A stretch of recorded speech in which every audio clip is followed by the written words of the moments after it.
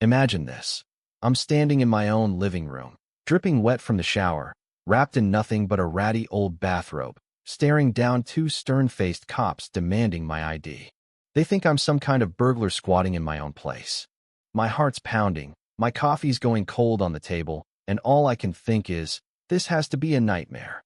But nope, it's real, and it all stems from my nosy neighbor Karen, who decided I was public enemy number one just for showing up at my own cabin a couple days early. Let me take you back to how this insanity unfolded. It's a tale of power trips, fake rules, and a neighborhood revolt that still has me shaking my head. I'm Alex, a 38-year-old web developer, and for the past 4 years, my cozy riverside cabin in Willow Creek Community, Oregon, has been my escape hatch from the grind. You know the drill in tech-endless emails, video calls that drag on forever, that constant buzz in your brain. This spot, with its 15 homes nestled along the water, was supposed to be my zen zone. Mostly folks like me, busy pros, young families, and retirees who picked it for the quiet. The HOA keeps things tidy, or at least that's the idea. Drama's usually limited to whose dog barks too loud. Nice people all around, like Eleanor, this sharp 78-year-old who helped start the place back in the 90s. She's got a killer herb garden and always shoots me a smile when I pass by. Then there's Karen. Oh man, Karen. She's 55, lives right across the way in her picture-perfect house lawn mowed like a golf course, flowers in military formation. Used to be a city code enforcer, got canned for nitpicking folks over stuff like door hinges being a fraction off. Now she pours all that energy into being our HOA president, patrolling with a notepad like she's the sheriff of suburbia. I should have caught the red flags sooner. Those snippy emails about lights left on after dark or hedges trimmed improperly. But I kept my head down, mowed on schedule, figured live and let live. It all kicked off last spring. I was meant to be out of town till Sunday for a conference, but it wrapped early on Friday. Sweet, right? Extra weekend to chill by the river, maybe grill some burgers and binge a podcast. I roll in around sunset, the water shimmering orange, birds chirping pure bliss. Grab my duffel and a burger from the drive-thru, head to the door. That's when Karen marches over, eyes narrowed like I'm casing the joint.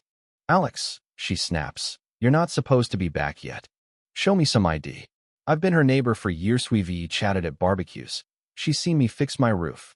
But now she's blocking my steps, arms crossed, treating me like a stranger.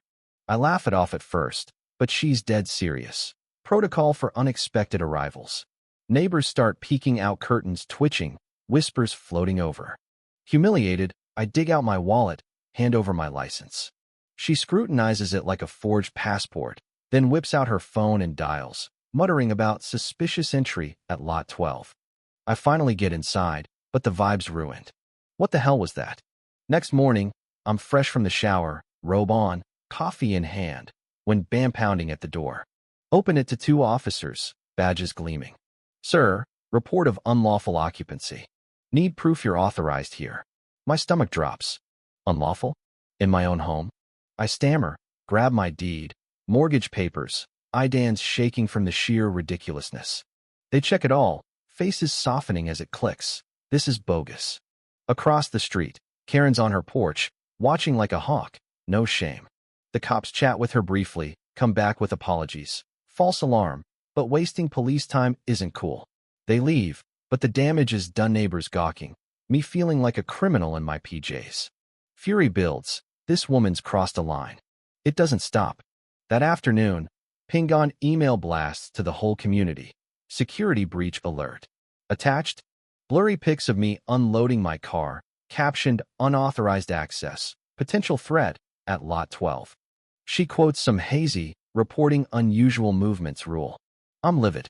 Fire back to everyone with the real HOA docs know such rule exists. Demand she show the clause. Her reply? A pixelated PDF of post-pandemic updates, with smudged signatures, claiming we must log travel plans. It's fishy. Nothing on the official site.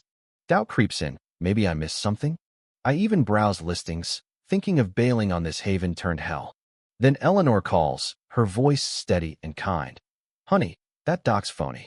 I've got the originals from 95, no travel logs required. Karen's been inventing rules to boss folks around for ages. She shares stories, Fines for wrong flower colors, forced repaints over imaginary codes. Relief floods Metis isn't just my fight. It's a bully hiding behind a title.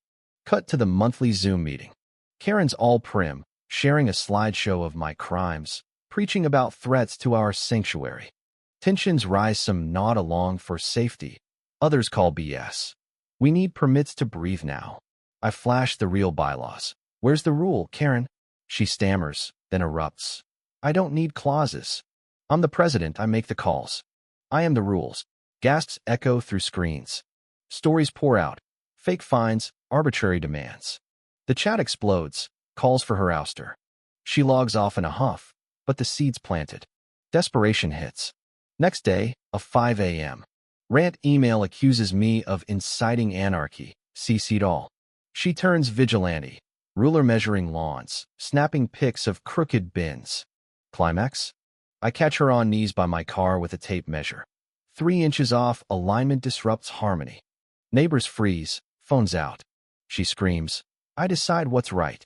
Video goes viral in our group laughs. Outrage, shared horrors of her ring. Eleanor calls an emergency huddle at her place. Karen threatens fines for unsanctioned assembly, then crashes it anyway. I control everything, I am the HOA. But we're streaming live. Comments flood. Refunds demanded, lawyers mentioned.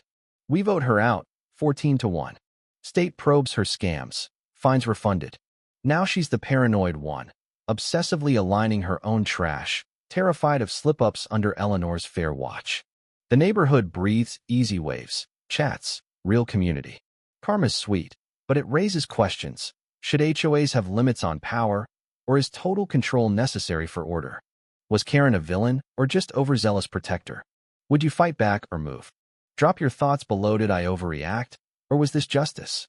Hit like if you've dealt with a Karen, subscribe for more wild tales, and comment your HOA horror stories.